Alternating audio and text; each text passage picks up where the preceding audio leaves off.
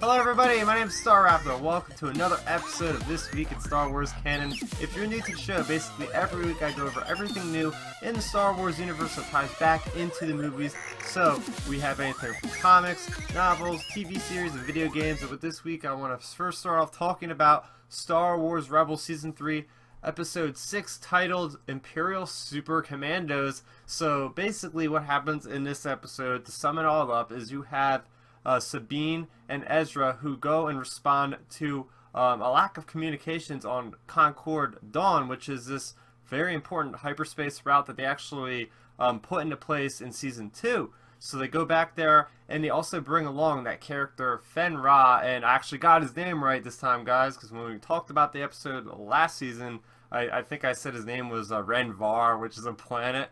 But anyway, so these guys go there, and they find out that their whole Mandalorian outpost was just devastated, and they soon find out that it was all done by the Imperial's own special brand of Mandalorians, led by the character of Gar Saxon, who was introduced in the comics. So basically what happens is Ezra gets captured by this Gar Saxon guy, and Sabine and Fen Ra end up having to save him. Fen Ra kind of goes his own ways, says, screw you guys, I'm getting out of here on my own. But at the end of the day, he does come in, and he saves the rebels, and he kind of pledges himself at that point to the rebellion before he was a prisoner. Now I guess he's going to be more of a free man. We'll see if he has any other allies, Mandalorians, that will come join him, because as we know, Mandalorians are some of the strongest warriors in the Star Wars galaxy. So that was my gist of the episode. A very, very fun, action-oriented episode. Anytime it features Mandalorians, I'm a huge fan. So I'm going to go into my positives for this episode, guys. Fen Ra storyline continued was one of the best things I've seen out of this season so far. I like how they come in, they bring stuff in from other seasons that at the time we think it's a one-off episode. We're sitting there saying, hey, look, this guy is a prisoner. Is he ever going to come back? Well, here he is. He's back. He's a formidable warrior. I mean, he was the leader of his clan or house or whatever it was called. So we definitely see some really good action by him. As I mentioned earlier, we also had the character of Gar Saxon, who was introduced in the Son of Dathomir comic series, which you can check out my review right over there, actually. You know, through the tough times, he's an opportunist, this guy, and when the Empire came to Mandalore, basically said, hey, look, do you want to help us out and be our, you know, our leader on Mandalore kind of thing? And, you know, he's doing that. And he's got some pretty badass looking armor, I will admit, so really cool seeing that character. Of course, you can't talk about this episode without talking about the exploration of the Mandalore culture as a whole. So I really liked how this was represented in this episode. You know, you have these different factions of Mandalorians. You know, they were talking about Sabine and Fen Ra, and you know, they all have like hatred kind of against each other. I don't even know if I would call it hatred. Just a severe competition to the point where, you know, they'll cause violence with each other to kind of prove who's better. And I really like how that was introduced, because as those of you know who play Knights of the Republic or the Old Republic, Mandalorians culture is really huge back in those times, generations past, even though it's technically Legends. But anyway, another thing I really liked about this episode was how it was another strong episode for Sabine. As a character, she's growing more and more interesting. The more we learn about her history, her backstory, Dave Filoni, creative director, you know, he did say we were going to get a lot of Sabine and a lot of Ezra. So they're really hitting home that we're getting a lot of Sabine, because, I mean, she was one of the coolest looking characters when we were first introduced to Rebels. So it's really nice seeing that, yes, she's getting her time in the spotlight. Speaking of her, I also liked how she got a jetpack. I mean, every time you think of a Mandalorian, you think of the jetpacks. You know, Boba Fett's got one, Jango Fett, all those Mandalorians on Mandalore in the Clone Wars Season 5, they all had those awesome jetpacks. My only nitpick was she got the jetpack shot at the end of the episode. I'm like, don't tell me she's not going to have a jetpack only for that one little section, which was really cool with her and Ezra flying around. And she was actually, you know, carrying Ezra, which I thought was kind of funny in a way. Like, he's depending on her, you know, and she's a strong female character, so really, really cool. I did have some nitpicks for this episode. I don't really like how they're just like slowly giving us information about Sabine. Like, they're teasing us with her mother so much, I feel like, and her heritage. Like, oh, could you just have dropped her name already? I know Bo-Katan's going to be in this series at one point. I don't know if that's her mother. I'm thinking her mother is the other right-hand man or left-hand man, whatever you want to say, of Darth Maul in the Son of Dathomir comics. He did have a female leader of his troops, so I think it might be her because Garth Saxon knows her very well. Who else could it be? Probably her. Something else that I didn't really see the point of was when Fen Ra came in to rescue Ezra and Sabine and he blows up that Mandalorian ship. I'm like, guys, that's an awesome ship. You could have used it for yourself. You guys are like rebels. You're always stealing all these ships. They just stole that Separatist ship for their Phantom 2 for the Ghost. You could have saved that thing because it's pretty badass. And, you know, finally, why did they let the Saxon live? Gar Saxon, why did they let him live? Like, they could have killed that guy so many times and just saved themselves the headache of dealing with him again. But, you know, it is a kid's show, I guess, in a sense, so they're not really going to show you murdering somebody outright, although they've killed many stormtroopers in the last 2 seasons. So that is going to do it for my Star Wars Rebels kind of mini review for this week. What did you guys think of the episode? Let me know in that comment section below. That's not all we had this week in Star Wars canon, though. We also had issue number 6 of The Force Awakens. Yes, we are continuing this, and this is the last issue for this series, this mini-series that they started back in, like, May, I think it was. So it's been going on a long time, just a straight-up adaptation. Just going over this very quickly, basically what happens in this is starts out right where Han Solo gets killed. Yes, spoiler alert, if you're watching this show, you probably have seen The Force Awakens, so no big deal, right? So Han Solo gets killed, and it goes all the way to the end where we see Luke and Rey reunite. I was really hoping for maybe like a line of dialogue, but of course they're not going to give it to us because they want us to go see the movie next year. Why not? But anyway, so positives of this story. Heavy on action. There was a lot of action, obviously. The lightsaber duel with Rey, and you know the X-wings going in and destroy Starkiller Base. So a lot of moving parts there. I think they did a pretty good job of executing the panel design. And, with very little words, it was a very quick read. One of the best things of this series to date, and there hasn't really been much because, as I'll mention it later on, Ahch-To is name dropped in canon. So we have that planet where the first Jedi Temple was on. It's literally spelled out for us. Ahch-To is the name of that planet. I've been listening to different podcasts and stuff, as I always do, and people have been using the name Ahch-To for months now. I'm not sure where people have gotten that from, but at least now we know, at least from what I've read so far in canon, this is the first time we actually see it written down on paper. So yes, that is the planet Ahch-To, that very water-esque planet. And yes, the character likenesses were very, very good in this one. The Rey was really good. Chewie, not Luke Solo, Luke Skywalker was very, very good represented in this. However, the first page of this issue showed Leia reacting to Han's death through the Force, and for whatever reason, she looked like she was about 90 years old in that 1 or 2 frames she was in. So I was like, wait, what? Is this Leia? Who is it? But anyway, that's basically going to do it for issue number 6. And my overall thoughts on this Force Awakens miniseries, it was okay. We didn't really need this. I know the Force Awakens is a juggernaut. They're trying to push, Disney and Marvel are trying to push everything out that they can to, just make more money off of this incredible box office giant.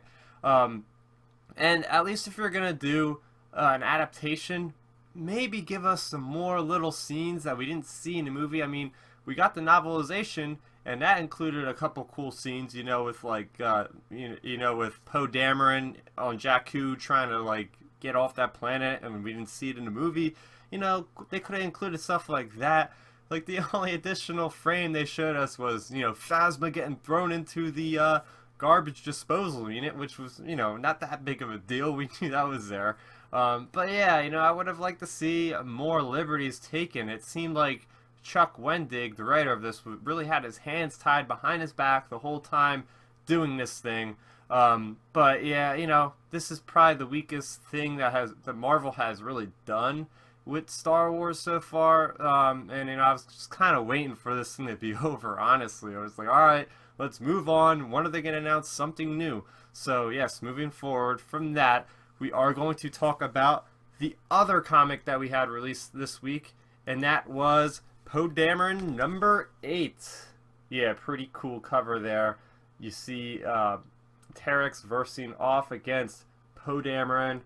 Lots of cool X-Wings and TIE fighters in the back there.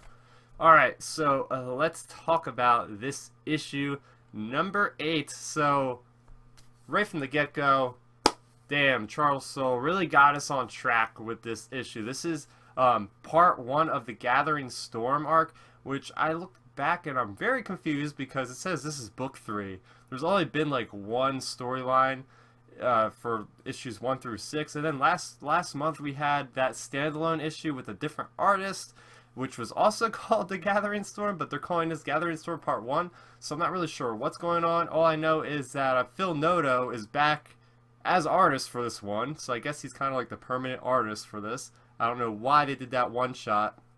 It was a pretty cool one shot. You can go and check that previous episode or me talking about that for sure.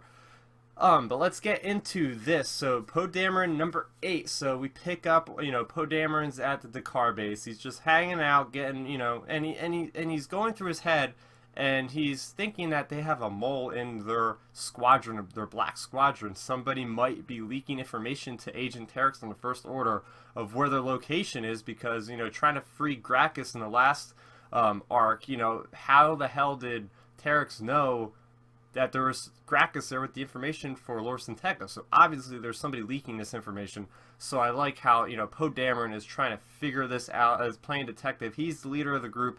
It's his responsibility to really find out what's going on so they don't figure out anything about the Resistance. And at the same time, you have Agent Terex, who is on the Carrion Spike. You know, they're you know, kind of licking their wounds from the last battle that left their ship pretty badly damaged. So they're trying to repair it. But Agent Terex in this issue, he goes through like this flashback kind of sequences, which is really cool. I wasn't expecting it. He goes back, thinking back to his battle on Jakku, where, you know, it's basically about the Empire lost. So how does he deal with that? He meets his friend, and they eventually, you know, build a ship and get off planet. So, you know, and you go back to Poe Dameron. He's at the base, and he is given instructions by none other than our favorite protocol droid, C-3PO, to actually take him to this other planet called Kadak, which they had heard from a droid that none other than Supreme Leader Snoke was last sighted on there. So they were going to go there and retrieve the droid. They don't want to bring the squadron to make themselves a notice, so they're going to take a smuggling vehicle. Basically, Poe is taking along his new recruit guy that used to be his tech guy. Now he's going to try him out for a pilot, because he's the only one he could trust, and his name is Adi. He's one of those Abednito species, the new species introduced in The Force Awakens, so that's pretty cool. And so basically, you got Poe Dameron, and then you got Terex now that are going to end up on this same planet. So that'll be really interesting, because for whatever reason, Terex has to go back to this planet, which Poe is going back to. So I'm thinking that Terex set the trap, and it's going to be a really interesting arc. I'm very, very excited about this arc, but I want to dig a little bit deeper into this particular issue. So first off, going back to it, I really like how Poe Dameron, you know, we get to see a little bit more of the struggle in him. Like, he's usually very happy and very, you know, go-lucky, but now he's actually having to deal with these very, very hard decisions about, you know, all these people he's called his friends, he's called his buddies, they've saved his life multiple occasions and vice versa, and now he has to second guess and really, like, feel like who's betraying him. I think that's great. It's really getting us to know a different side of Poe Dameron's character. And also, I really liked, as I said, about Agent Terex having those flashbacks. We know that there's a lot of Imperials that turn tail and run at the first sight of the Empire losing. So it's really cool seeing how he's actually trying to go in his head. And you have his one friend that says, let's get the hell out of here. Like, the Empire lost. It's over. You know, we're going to go find work somewhere else. But Terex, as a loyal person of the Empire, is saying, look, there's going to be other people out there just like me.